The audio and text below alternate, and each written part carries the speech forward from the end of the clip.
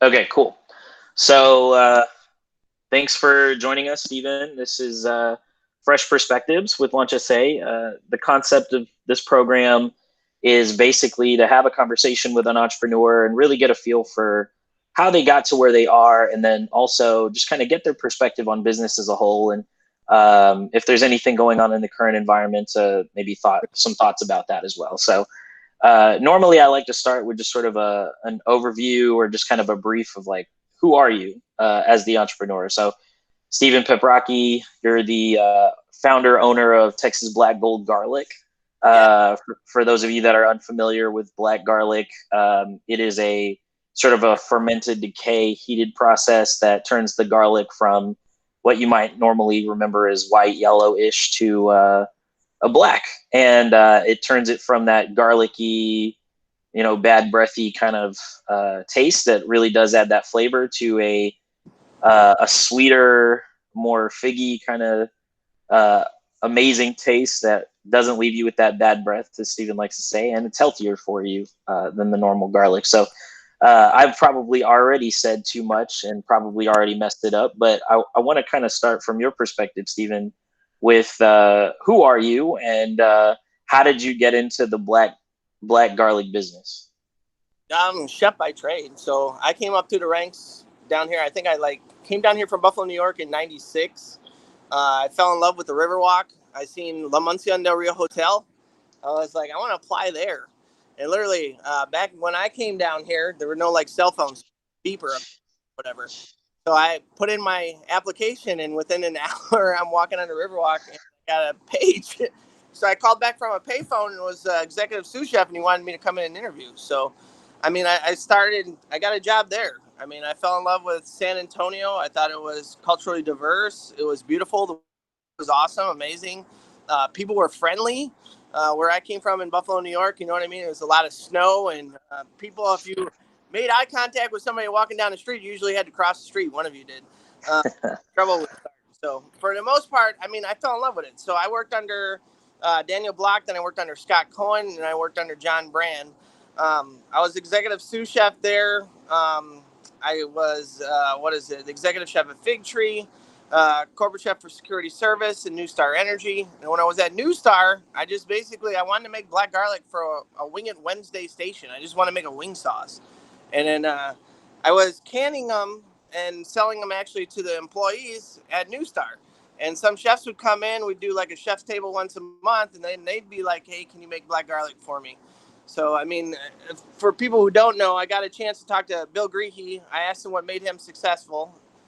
He said, find a product to sell back to the company you work for. And I was like, what do you mean? And he was the CEO at Valero Energy. He needed to find a company for pipeline control and storage of oil. So instead of looking for one, he created one. And then he jumped ship and made New Star Energy. So hence our homage to that place is black gold, is why we named our brand that, because I started it there and then branched off and it's taken off. So we're now in stores like HEB. We're wholesale national with like Fresh Point, Cisco, and Gourmet Foods. We're in Canada with wholesale and retail accounts as of now. And that's pretty much it. I mean, we're now pivoting. I mean, COVID's like one of those things that just took control. So it's like trying to get as many retail accounts as possible. We started a cold call list for independent retail, for example. I want to say 1,023 new stores. So we're working on that. We got a meat market cold call list. There's 729 stores actually in the United States. And then we got wing restaurants that are independently owned. It's 229 actually in the United States. So that's what we've been working on right now to get into more stores and retail. That's awesome. So before we jump like further into your story to where you are today, I still want to kind of dig in a little bit further. So um, you were working at New Star corporate.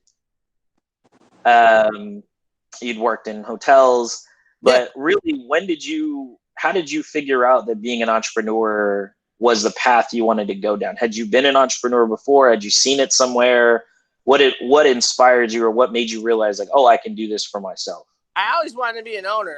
My biggest mentor, I gotta say, is Tom Pinacci. He owned the Fireside Manor in New York. I worked under him, and I always like the guy. Always, it was the little things, you know, how he treated his employees, how he ran his business, how he believed in a team. Those values, I think I took it amongst myself, and I was like, I want to be an owner someday. He took care of his staff. It was the little things. It was like pizza Fridays for the entire crew at Fireside. You know what I mean? He'd bring it in from one of his other restaurants to, like, you know, an extra $50 for, like, here's coming up, here's your little bonus for, you know, like Christmas, you know, get yourself something nice, stuff like that.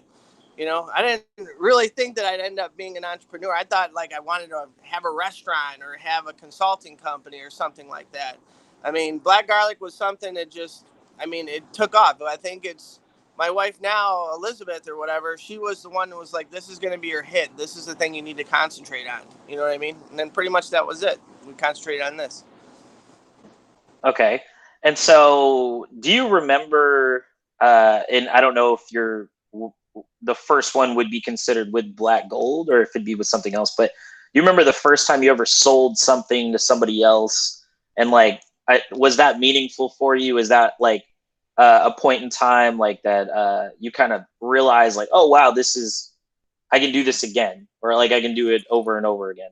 So I was like, when we first started out, I didn't even have a label. I didn't have anything. I was putting in Cryovac bags and then just putting like black garlic on it. That's all I did, wrote on it. We did Olivia's farmer's market with Chuck Hernandez or whatever. He let me do the farmer's market downtown, right there by City Hall.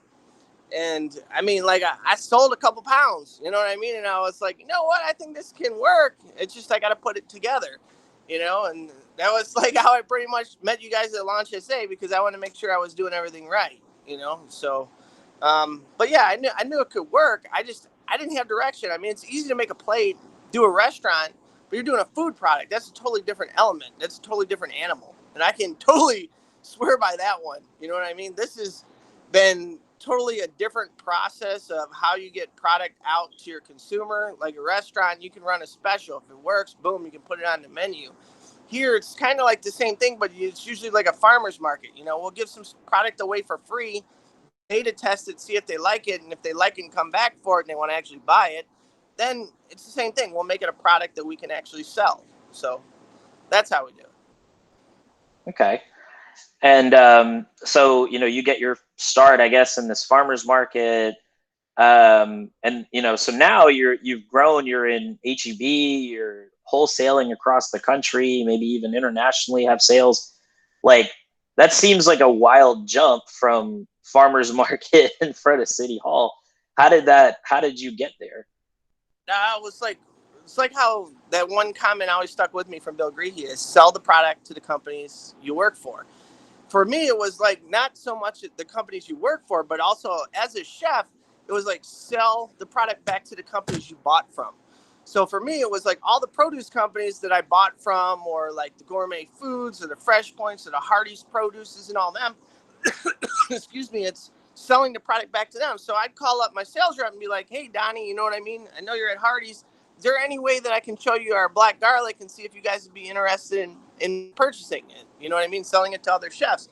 Yeah, sure. You know what I mean? They remember you took care of them and hooked them up with accounts, or like, you know, like passed them to a buddy or something. So they took care of us. So our first set was, I think, like the Hardee's, the Groomer Seafoods, the Gaucho Gourmets, you know what I mean? Like the smaller accounts that we got into to start.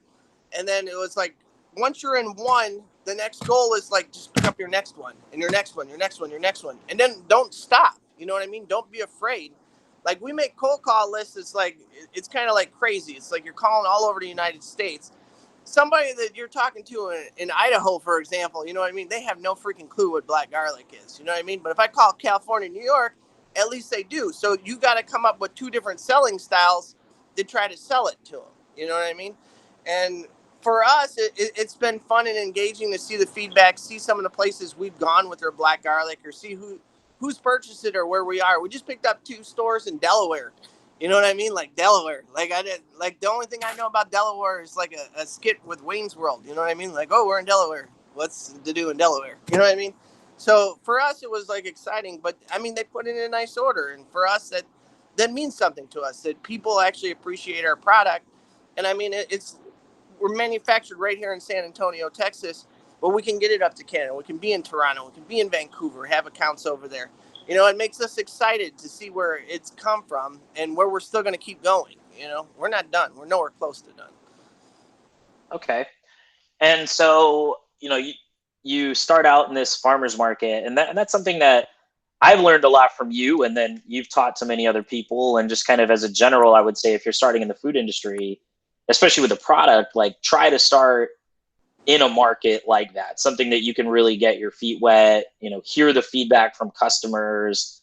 But that's very different, I think, than selling to a wholesaler, like one of the broadliners that you're talking about, Hardee's, Fresh Point.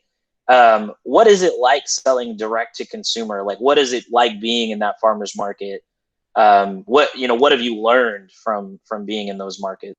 When we first started, it was cash flow. You know what I mean? The farmers markets, we did them 7 days a week. I mean, you do a farmers market at the Tobin Center in San Antonio, Texas on a Monday, and you made $40. You're like, ooh, I made $40. This is awesome. You know what I mean? Now it's like we try to do farmers markets in the big cities. So we have farmers markets in Dallas on Saturday, Sunday, Houston Saturday, Sunday, Austin Saturday, Sunday, and San Antonio Saturday, Sunday. That's it. But we try to do the major cities, and we consider them like a pop-up booth or a sampling booth now. Number one, we want to make revenue, so we want to hit $400 at least minimum per market. So this way you're generating revenue for yourself and plus your associate for your farmers market managers. And then the second thing is that you're doubling down on your retail. So when people come to the booth, where can I find your product? That's when you can say is like, you can find it in HEB, you can find it in Central Market. You know what I mean? That's something that now you don't have to usually pay to be in. You usually have to pay to be in a store to do a demo, or you have to, hire people to do demos in stores. And right now, because of COVID, you can't do demos in stores. So we're utilizing the farmers markets to double down on the retail accounts we already got. So our business that we lost in wholesale because of restaurants being closed across the United States, we've actually picked it all back up in retail across the United States and also in Texas. Texas is probably like our number one selling point. But we took our farmers markets and we only did Pearl for like a long time. And then we wanted to try to figure out a way to brand our concept, to maybe even break it off down the road as its own pop-up retail booth that you could sell to somebody wholesale, and then they could start their own like kind of like satellite business and sell it retail. But with COVID hitting, it basically saved this. I mean, we had, I think, a $10,000 to $12,000 loss in wholesale our first month, that COVID hit. And we knew we had to get back to the farmers markets, and then we had to go majorly after retail. But the farmers markets put in enough cash flow week to week to sustain us until we could start getting new accounts to pick up for what we lost to what we gained. So, I mean, farmers markets, to me, it's a great way of beta testing your product. You're getting one-to-one communication with your guests. You're seeing what your repeat clientele is. You're seeing online sales translate to that too, because a lot of people are tourists. They come down and they want to see what, San Antonio is about. Let's go check out the farmers market. Or they're like, we're in Dallas. Let's go check out the farmers market. That's what everybody's about, because anytime I travel, I'm like, oh, let's go see the farmers market. You know what I mean? You want to see what's different there than what you're used to. And for us, tourists go home, anything else, and then they'll purchase your product online. So we get that. Also, because people, they have like, let's say a mom and pop shop, or, I mean, one of our biggest accounts we got was Gourmet Foods National. They were out of California. The girl came in and she was on vacation. She was like, can you ship to California? And I was like, yes, we can. And she's like, well, here's my card. She's like, you're probably going to get a PO next week. And that was it. You know what I mean? So for me, being in a major city, farmers markets are good for a lot of different reasons. It's hard work. It's rain or shine markets. I mean, in the summertime, it's not that fun. In wintertime, it's not that fun. But at the end of the day, I mean, you take care of yourself and you take care of your staff. You know what I mean? With COVID, we've actually added 2 extra jobs because we got 2 extra markets. So for us, that's an accomplishment. When some people are stressing, we're thriving because of our pivot. That's really exciting. And one of the things that I love about you, Stevie, is that you're just always on your feet. You're always thinking. You've always got something turning in your mind. And you just seem like, I mean, even though it's highs of highs and lows of lows as an entrepreneur, you always seem like you've got some stuff figured out. So Can you talk a little bit about just what it's been to grow this company? Where did you think this would go, versus where do you see it going now, For or where me, do you want it to go? I consider us like 2.0 right now. We're starting to get into over the next year. We're going to have branded bags, so it like looks like I want to say this, but it's like a Lay's potato chip bag. You know what I mean? It's digitally altered, put on a bag. It looks beautiful. To me, that's like I got one right here. That is beautiful to me. You know what I mean? Like that's 2.0. We're starting to get where we need to be. So it's our branding is one thing that we've really worked hard on. So it's pivoting towards that. But it's also like we've gotten into a lot of retail, but there's still a lot of retail opportunities out there that we haven't been able to go after. All these that independent retail cold call sheet, a lot of places we called, they were under a flag of corporate. So we found a bunch of different places from 14 to 128 to 500 stores that we were not even aware that they were under a corporate flag. So we're going to be start working on that to get into more corporate. But I mean, like Whole Foods, Sprouts, what is it, Publix. There's so much opportunity out there, and we want to get our brand recognized and put into those stores. So for us, retail is where the money's going to be at within the next 5 years. We've excuse me, concentrated a lot of our time and effort on wholesale. So a lot of states getting into the chefs and the restaurants. So we started chef ambassador program. So this way we have different chefs in different states. We give them free product. They play with it, make dishes, share it on Instagram or Facebook. But it helps get people in tune that if chefs are using it and they end up getting it, and they usually chef mentality is you run it as a special, see if it works. If it works, you put it on the menu. Well, if you get on the menu, you got Susie Homemaker coming in. You know what I mean? She's like, "Ooh, I seen blackout. Where can I get that?" She tries to go to the grocery store. You can't get it there. So I'm a fond believer. You get the chefs in the restaurants first, which we did a really good job at, and we still have some holes to fill. But it's time to now concentrate on retail to fulfill the circle. So it's basically when we got to work the farmers market, it was our first weekend in Austin. We got to do Lakeline and Mueller, for example. A lot of people are like, "Oh, I had black garlic at this restaurant, or that restaurant, or this restaurant." You know what I mean? It's great to hear that, but all the small mom and pop places in Austin, we never focused on for retail. You know what I mean? We're in HEB. We're now in Central Market. But I mean, we haven't concentrated on all these other places. And now that's going to be our focus is trying to get into those.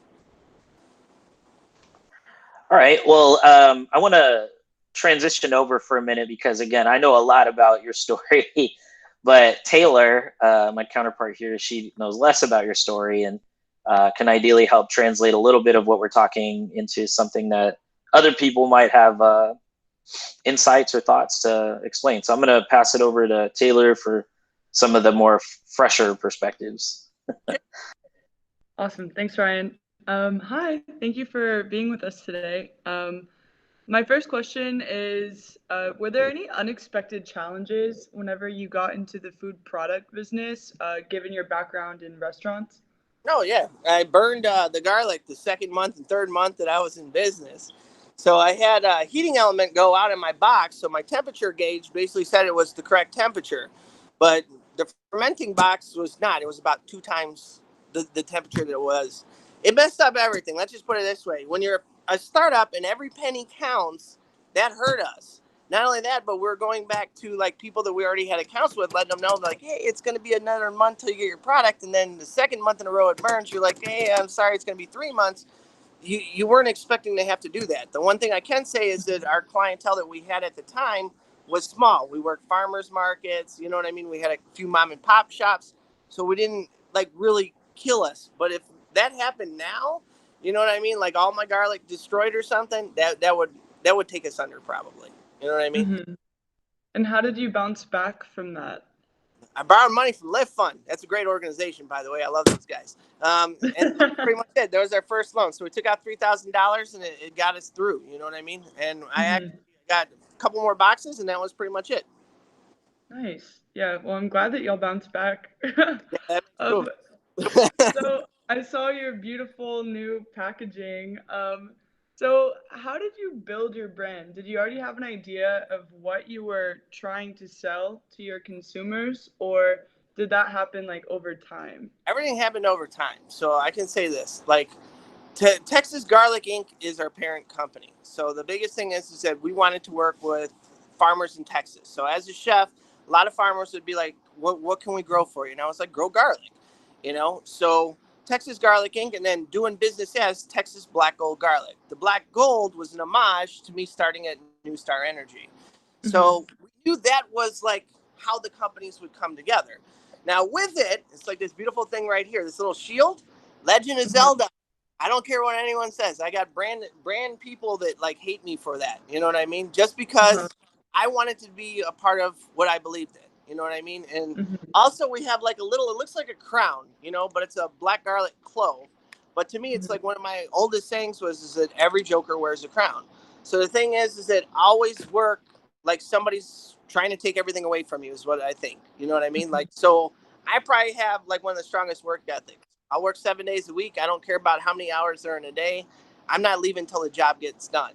So that was more of what we put into the branding of our product. But the bags themselves, I mean, it's the most perfect bag for us as of right now. We're really happy with it. That's awesome. So what was it like all your logos and branding, what did it look like before it was what it is today? Oh man, I mean the one killer thing I can say is like we were at New Star, and the logo that finally took off is the same logo we're using today. You know, so regardless of any situation, that black gold garlic has always been there, but we had Texas in the name. So one thing we found out with Texas black gold garlic is that if I'm trying to sell to California or I'm trying to sell to Colorado or Canada, they don't want to hear Texas on the product. They don't. So we kind of like boxed ourselves into a corner. So when we removed Texas and branded with black gold garlic, we got a lot more sales in other states and in Canada in general. So us removing the Texas part and putting it on the back where it's like manufactured in, you know, San Antonio, Texas, all we had to do.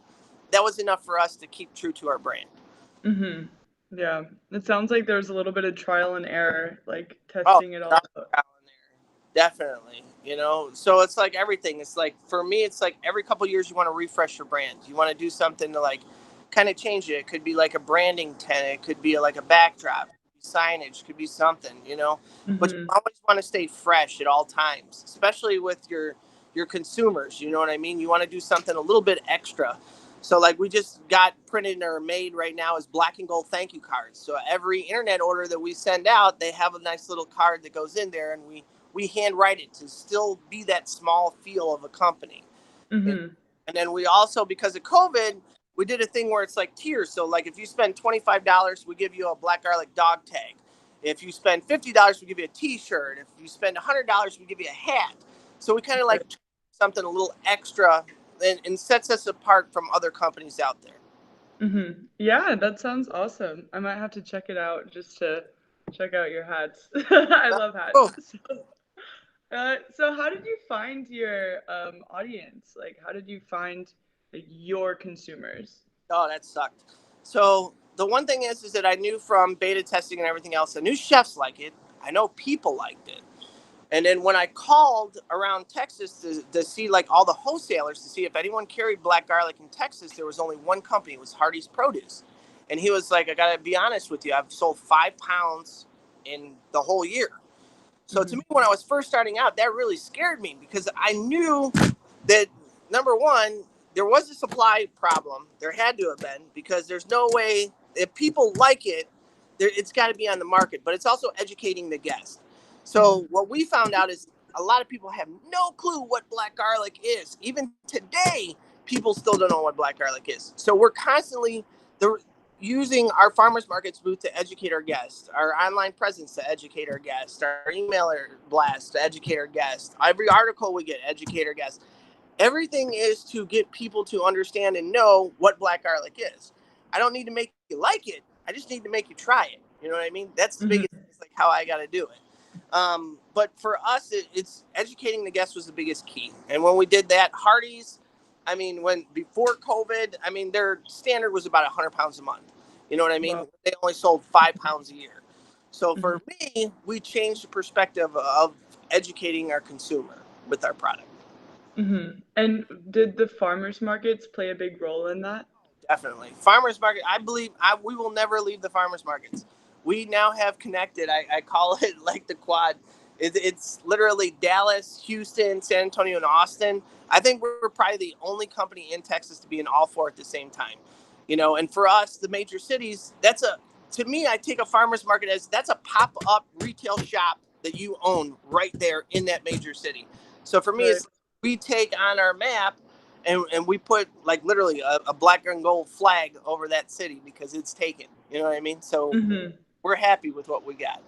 And do you think that you're going to stay just in that? I mean, I don't want to say just, that's a lot. You're right. You're one of the only companies in all four, but do you see yourself expanding into more farmers markets in the future? No, definitely not. I mean, the biggest thing is you got to make it economically sound. So for us, you pay an individual who does a farmer's market. We do like base like $12 an hour, for example.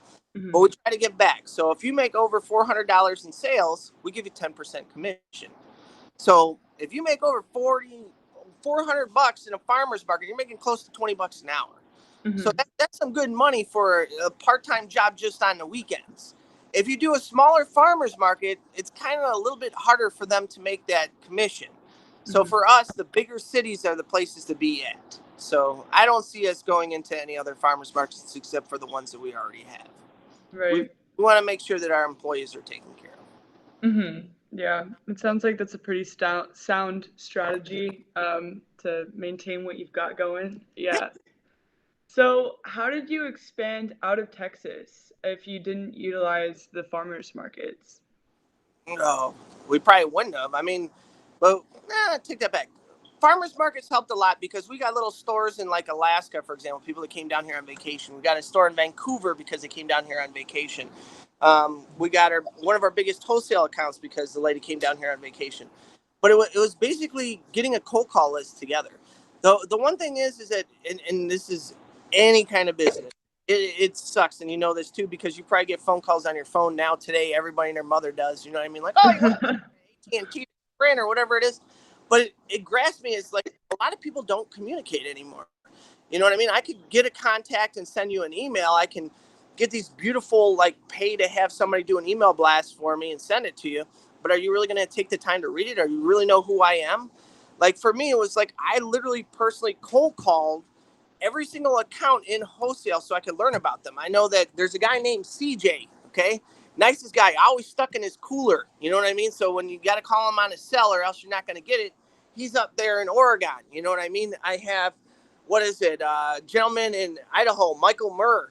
All right. He's the owner of his company. He barely ever works. But if you get him on his phone, it's going to be at noon because he's always eating somewhere and he's got like 2 minutes to talk to him. I know there's a guy named Jason in Oklahoma that only works on Wednesdays. He's got the best job ever.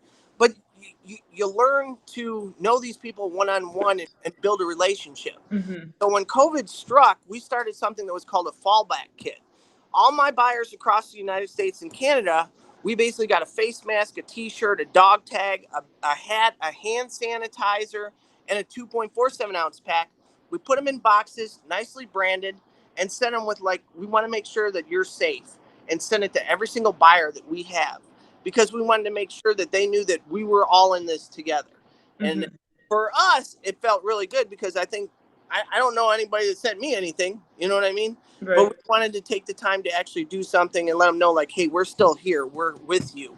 And that was something that meant a lot to them. I think New York was like heavily hit, one of the worst hit. And he called me up and he was like, dude, it touched him. He was like, literally, you could sound like it was like almost in tears. But it was like, I want to get some retail packs up here because a lot of people are transitioning to food to go boxes. Right. So with wholesale, we sell a 1-pounder, 6-unit case, but we were trying to give him our retail packs. So he literally bought 14 cases and was transitioning, but it touched him. And it touched me because I came from New York. You know what I mean? Right. I understood what they were doing. My family's still up there, some of them. You know what I mean? It touched me that he cared about us caring about them. So that meant something to us. Wow. I've got like goosebumps. That was a good story. Yeah. So, kind of like transitioning a little bit, the flavoring of your black garlic, do you ever have to like patent your recipe? we got a provisional patent on our recipe. So basically, like every year, we got to pay a couple $1,000 so we don't put it out there for everyone. We could if we wanted to, but it's going to be like $20,000, and basically after 10 years, somebody else is going to get it. As of right now, we keep a trade secret on our recipe. We are quicker than anybody else out there. We have a 25-day Maillard reaction. We're the only black garlic company, I think, in the world making a product called black shallot. We are one of 2 companies in the world that's making black ginger and black pearl onion. So we're doing some things that are like totally different when it comes to the fermenting realm that nobody else is doing right now. And we're having fun with what we're doing. We're expanding too. We have this company right here. We're in 2,500 square feet, and we're about to go to another fermenting room, a powder room, and we're calling it like a playroom. So we're going back to like my chef influence, where I want to do some like funky stuff. I want to try black garlic kombucha. We want to try black garlic vinegar. We just want to see if it works. If it works, we'll play. If not, we won't sell it, but we'll just give it away for free at farmers markets. But at least have a playroom to do some cool stuff. So we're excited for that. That's awesome. I'm looking forward to seeing what y'all end up playing with. But how did you go about securing your trade secrets? Like, was that difficult legally to do that? Well, the one thing is that you have a team, and then you have a back of the house team.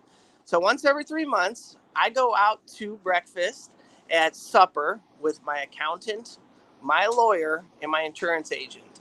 I'm not going to lie. It's just I buy them breakfast. We sit and talk. We BS. It has nothing to do with anything else. But you got to have the 3 right people in your back pocket. You know what I mean? For me, it's like we have a lawyer that owns 10% of our other company called Farmer from the Farm. It's our black garlic supplement company. So it's good to have somebody that owns a stake in something that is basically your lawyer till the end. So we've gone through some stuff and we love it. But yeah, you definitely, that's their ball game. That's out of my realm. You know what I mean? You let them do what they do best, you know? Yeah. That's a smart strategy. Find somebody who has to be on your side. Yes. Well, all right. I think that's all the questions that I have for you.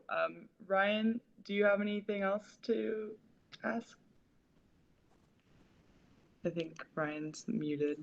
Yeah, no, I'm still here. So, yeah, I mean, Stephen, you're a to the point talker, which I really love, because it really means that you get to all the good stuff really quickly. But it also sort of sadly means that it makes it harder to ask you questions because you answer them so fast.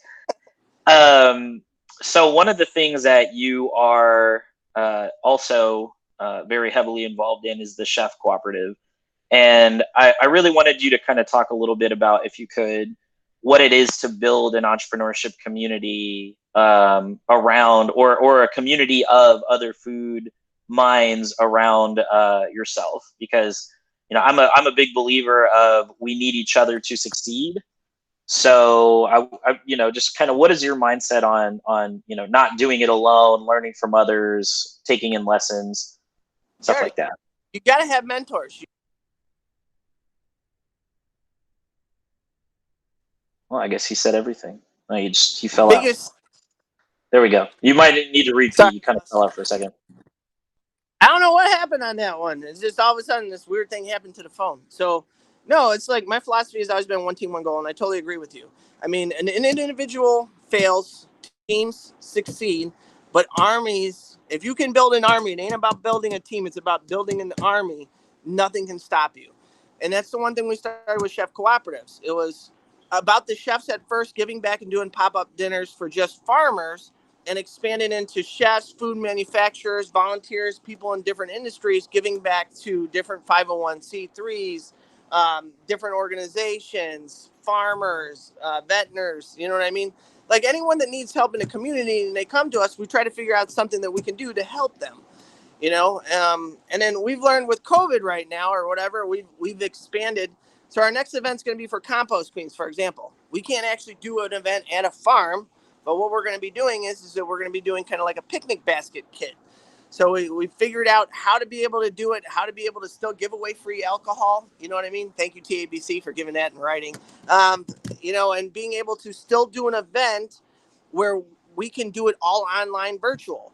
So you'd be able to pick up your kit, be able to heat and serve it the day of or whatever, log in online via Zoom, do a virtual farm tour, have virtual live music, virtual chefs there being able to talk you through the dishes and everything else. And then also the benefactors, which is going to be compost queens, being able to talk about what it means to them. So we're still pivoting with what's going on to be able to do an event about 150 to 200 people and be able to do it and be able to help a cause. So with that, we have two closed groups. One of them's for our Pearl Farmers Market chat. So we started a Pearl Farmers Market booth where we have different chefs coming in or different food, manufacturers that want to play with their product and do a dish using other farmers market people's products.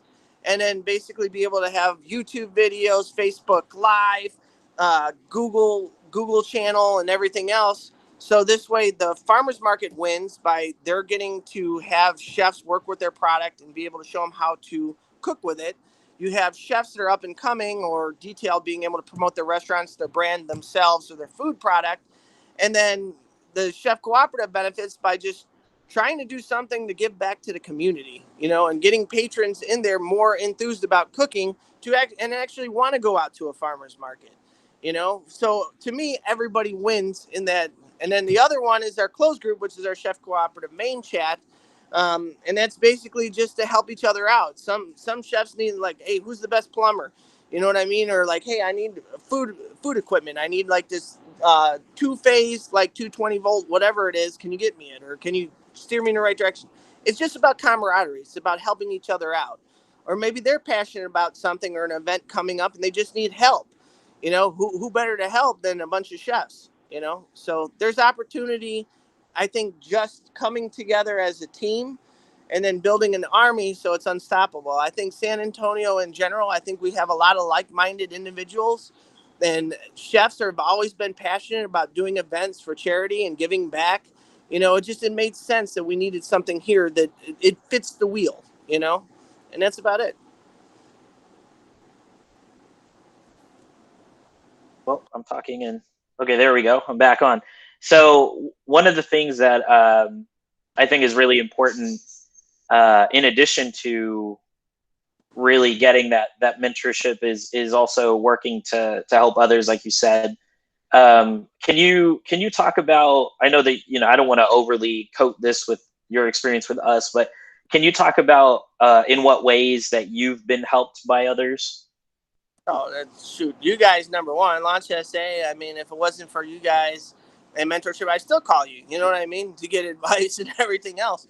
I mean, you're always going to need help in your career, in building a company, anywhere in life, and you're going to have to reach out to somebody.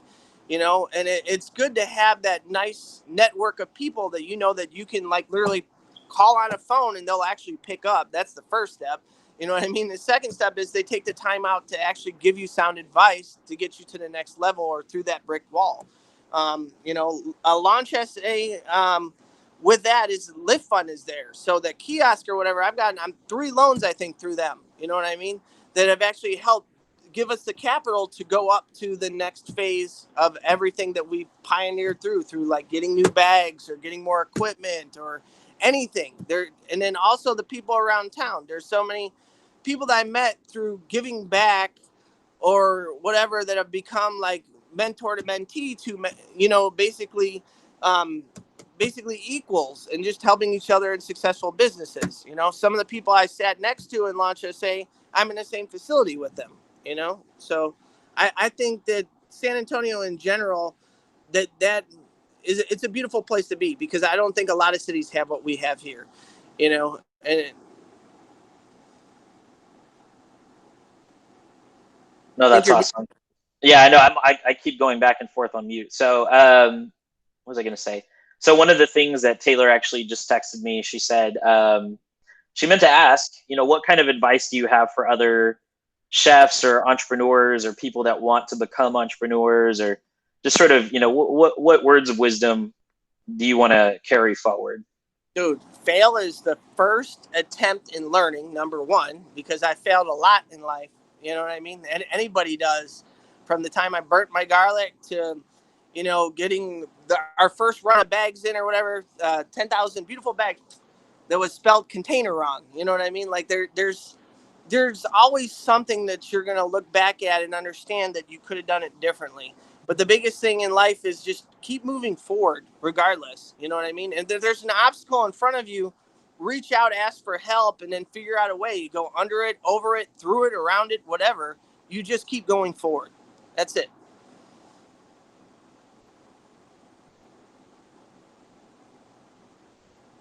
Yeah, that's the best advice I think you could really give an entrepreneur. So I'm trying to think if there's really anything else that I've missed on. I think that one of the things that you could maybe expand on a little bit more, you talked about your chef ambassador program, and you talked a little bit about sort of this I don't know how you would say it, tiered system that rewards you for participation.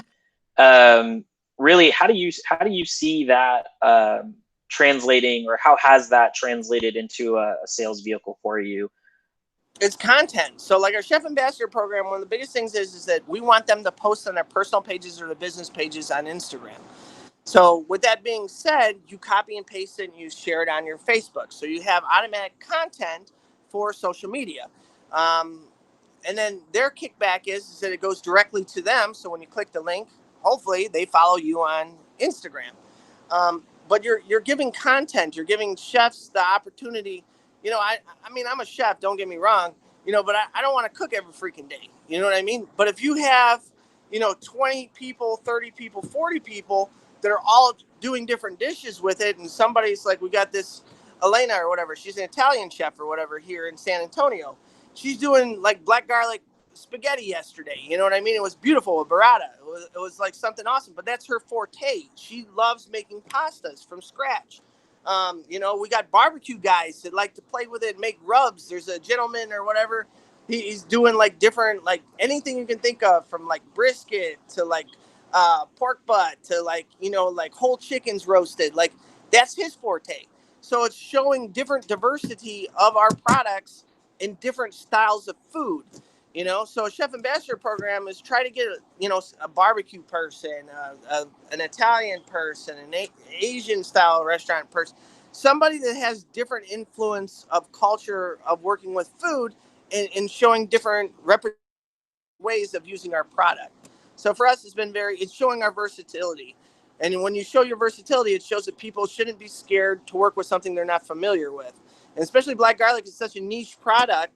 You got to find different ways for getting people to cook with it. So it could be like something simple, like add it to like ranch dressing, to, you know, make a mustard with it, or an aioli, to like, you know, making a cool spaghetti pasta from scratch if you wanted to, like she did yesterday.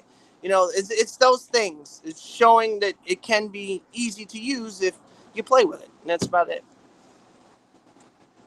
Well, that's awesome. Stephen, I really appreciate you taking the time to spend with us. I feel like I've asked every question I could think to ask you at this point, and you've given me very thorough answers. As always, I think that you're just a fantastic mind for entrepreneurship. You're one of the best mentors that we have in our community, always willing to help people, always willing to give the shirt off your back. So it means a lot to me. It means a lot to our community to have you around. And how can people, if they want to connect with you, reach out if they want to ask you other questions or just get in touch? They can email me at texasblackgoldgarlic@gmail.com. You can call my cell. You can text me, call me. I pretty much always pick up unless I'm really, really like in production and too busy. But 210-854-4479. We have office hours on Friday, 9 to 1. So if you just want to come down to the co-op or our facility, Google it online, show up in person. Yeah, wear a mask. If you don't have a mask, one could be provided for you right now. You know what I mean? But we can sit down and we can social distance and talk, and we can help you through whatever you need. You know what I mean? We're always going to be here to help somebody. You know, that's it. You're amazing, Stephen. I really appreciate it. Thank you so much for spending time with us. And thanks for sharing your fresh perspectives. Thanks, Ryan. Thank you. I appreciate you guys. You guys have a great day. You take care. You too. Bye.